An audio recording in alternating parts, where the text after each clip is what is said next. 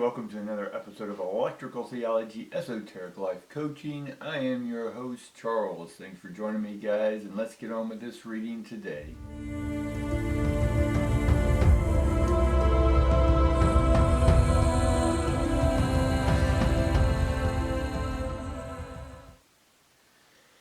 Alright, we got our oracle cards. We're going to get a divine message that's coming through for everyone. Some things will stick with some of y'all and some of it won't. That's okay. Alright. Immediately we get the door to romance upside down. We get the door to personal healing and happiness. And then we get appreciation, and every one of these are upside down. So, what does that tell me? Well, the doors, or the portals, or your mind opening up, sort of like the tower card that we get. The tower is all full destruction, or your mind's just blown open, right? Or your heart, or your consciousness, just like Arjuna in the Krishna tradition, right? He was asking so many questions that then Krishna finally just opened up Arjuna's head and showed him the universe. So I see that a lot of y'all are still pushing and pushing and pushing because you're still not receiving what you want. And part of this is your impatience to your own divine plan, right? Your conscious and subconscious, right? The thing that separates your conscious and subconscious is your breath. And throughout the day you're forgetting to breathe or remember that the most important thing in your life is your breath. Without it, none of your thoughts can carry forward, or your energy to carry out or attract things if you cannot take a moment to rest and relax and breathe deeply. And when you breathe deeply, your body starts calming down. What does this do? The cells in your body start relaxing, the muscles start relaxing so it can receive energy. The breath, the air you breathe, carries with it frequency. And that frequency then comes into your soul, if you will, or internally into your oxygen, right through your oxygen, into your blood. And all those mechanisms are working for your benefit. So make sure you take time and relax. And make sure that this is what this card, healing, the door to healing, is sort of about. Again, I don't subscribe to the healing. It's more for me about repairing. Again, having your cells being able to transmit and receive the electromagnetism of the earth, because all thoughts are electromagnetic, and if you're putting thoughts out there but yet you're not receiving them, it's because you're the one closed off, because you're too impatient, or you're not relaxing, or you're not taking a deep conscious breath throughout the day and just appreciating everything you have. Alright? And that's what that card comes in with, appreciation. Making sense? Alright, let's get on with the rest of the reading. Alright, hopefully you're all doing well today. We know things can be chaotic. We got the new moon coming in, which can cause a lot of Aries energy to come in, which it is coming in, all that good stuff. I'm not going to go into the astrology. It's all tied into the reading. And plus I want to make these 10-minute readings so they come up faster. Now, going forward with your life and opening up and relaxing and all this stuff, and being able to do what you want in this life, and what you choose and what you're passionate about, is we sort of get the Hierophant. It just popped out earlier. The Hierophant came out, and the Hierophant the Hierophant is about the past, traditions, beliefs. These are old scholars, these priests and whatnot, or at least in the symbolism of the tarot. They're the wise scholars. They study everything, but it doesn't mean they know everything, right? And the only way that they can create consistency because of their beliefs is to create patterns. Now, we all create patterns consciously or subconsciously.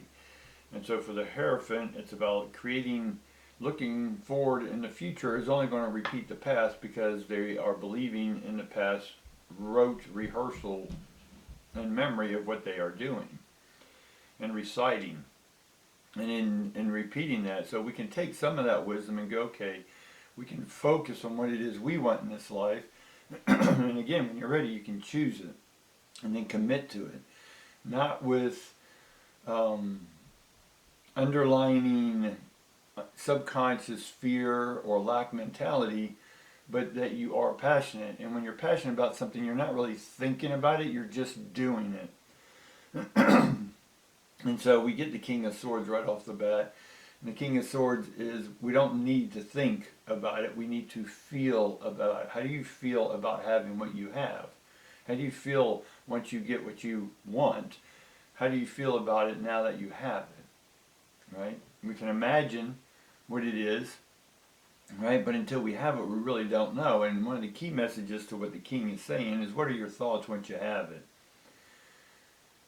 Now, once I have it, are you still passionate about it? Right? You see a person you really, really, believe you're in love with, and then you get that person, or you meet that person, and then you're with that person.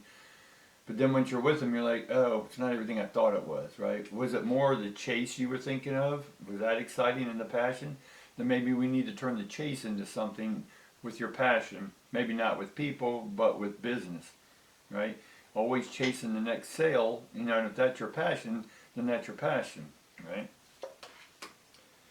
And then we get the Five of Cups. And the Five of Cups is, I think there was something from the past you did like, but you talked yourself out of it. You allowed someone else to talk you out of it. So even though you may have thought what you wanted was what you wanted, but once you really got it, it's not really what you wanted, right? The Five of Cups is basically about, you've tried a few things, but again, back to something in the past, you allowed yourself to be talked out of, right? So there's two things, two possibilities. Maybe they're floating around in your consciousness or subconscious as regrets. What was it that you wanted to do, but you thought, but at the time you didn't do it, and maybe now you have an opportunity to do it, right? Whatever that is. I always had an opportunity back in the day to go to Ireland and play a bunch of their golf courses. But I made the choice at the time because the person I was with was 7 months pregnant. Nothing against them at all. I chose to stay and be with them, instead of me going off and playing golf in another foreign land. What if anything were to happen? I wouldn't have been there for them. So I was fine with that decision, but I do regret not going into Ireland, which is some of my background, and exploring that land, having some beers and playing golf at St. Andrews or some other stuff. So can I create the opportunity to go back and do something like that, right? Or what was the energy of that? It's just getting away, having fun, without worrying about anything back at home, right? So now I'm at the sort of point where I can go do some stuff where I don't have to worry about, is everyone else okay? That's always in the back of the head, right? That's that traditional thought, right? I'm always going to be worried. Under my signs, I worry about people anyway that I love. But anyway, there's something in your life right now that you didn't do, and you have an opportunity to do it, but maybe your mind's saying, "Oh, it's too late," right?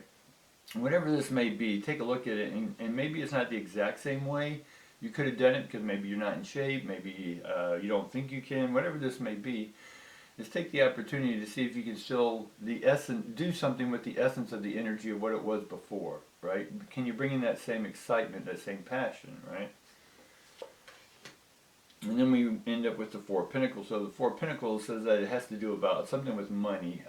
At the time you didn't have the money, and maybe you have the money now and you can do it. Or maybe it's vice versa. You had the money back then and you didn't do it, and now you don't have the money and you wish you could do it. Right, let's take a look at that. And so that's judgment. So it's definitely something about you should have spoke up for yourself and you did it at that time. And so that's where this energy is going more toward, is that the reason you didn't do what you were going to do is because you let someone else talk you out of it. And so that's sort of the regret, and because you didn't speak up that, you know what, hey, I hear that that's what you want to do, but I want to do this, and you may not like me, but I'm going to go ahead and do it anyway. So in the past, you could have spoke up, but you didn't, and that's sort of what we have to get over now, because there's a similar situation, again, where you're not speaking up, and you want to speak up, but you're afraid of the consequences. Again, who are you living for, them or you? Are you going to regret this decision, right? And I get strength upside down, right? Strength upside down means that you're still weak or you're still insecure or whatever this may be. And so we need to, again, speak up, right? Judgment card, speak up, right? She has a horn here, right? That's toot your own horn. Speak up for yourself, right? Yeah. There's a lot of information coming through with that, so I'm just going to keep it under 10 minutes. So then we get the Fool. So that tells me you are ready to start something new. Again, the Fool means that you've already completed the world, and where you're at now is there's nothing left in the past that needs to be done, only new things to be done. And we can look at the past and go, you know what, I wish I would have done that. Or maybe I was afraid to do that, but now I'm confident it's time to do it. And so the Fool tells me that it's a new start for you, and you can do what you wanted to do back then. You just have to make the choice. Speak up for what you want. If you feel someone doesn't want or someone doesn't agree with what you want to do, then you need to have that conversation. But eventually, you just need to do what you need to do, because once you do it for you, and if that person with you or the family or whatever this is or the boss won't give you a week off, then you're like, you know what? If I'm a valuable employee, then we'll work something out. If not, then I'll be looking for another job. Thanks. Whatever this may be, guys. And then eventually we get the Knight of Cups. That tells me that we're not sure specifically maybe what it is. The Knight of Cups is a messenger, so again, we're not getting the message out. And the Cups is being open to receiving. So maybe you don't think you're worthy of this, of doing what you want to do. For what reason do you feel you're not worthy? Right? Let's take a look at that Page of Cups real quick, and we'll see why maybe you don't feel you're worthy. Again, and this is why you're not speaking up and why you're not appreciating what you have, right? Again, we get the relaxation energy of the Four of Swords, but it's upside down. So it tells me that you're definitely in need of some sort of respite or vacation or whatever this is. You just need to get away, guys. But maybe the money's not there, right? The Four of Cups. Then we get the Knight of Cups, and so you're not moving forward with something that you love. I'm thinking there's still an old love you wish you were with instead of the person maybe you were with, or maybe you're thinking about rekindling. Pick up that phone call, or pick up the phone, make a phone call, text, whatever this may be, however you need to contact this person and say, hey, I was just thinking about you the other day. How about we get together, right? I'm going to be in town, we can get some coffee, tea, whatever. And maybe we can just catch up on old times, right? And you'll be amazed, I think, of what that answer is going to be. Now, the Lover's card is upside down. This could have been an old love that didn't work out for you. And that's where we get the door to romance over here that was shut down. And so the door to romance was shut down on that relationship because maybe you broke it off. Maybe you did something because of whatever the reason. You had to go off and get a job in another state, country, or whatever, and you left this person behind, and maybe you regret that. Maybe you want to come back to this person. It's okay. Pick up the phone, right? Because that regret is what's there. And the Justice card comes up around that as an outcome to that Page of Cups, which means there's some sort of injustice. Maybe you did that person wrong. Maybe you need to call that person and say, look, I screwed you over. That was on me. I take full responsibility for it, and I want to make sure that I'm making amends here, right? Now, or it could, whatever this may be for you, it could have just been something as simple, but what I am getting a little bit, it was a romance. It was some sort of situation that you loved, right? Be it a person, place, or thing. And you did something, screwed it up, basically, and went about your life, and you regretted not doing the right thing. Again, according to your moral compass, not anyone else's, yours. Hopefully this gave you some insight to maybe what's going on and why things aren't moving forward. And they're looking to move forward, but we can't go forward until we take care of this last thing. Alright guys, appreciate you watching. Like, subscribe, all that good stuff. And look forward to seeing you tomorrow. Thanks.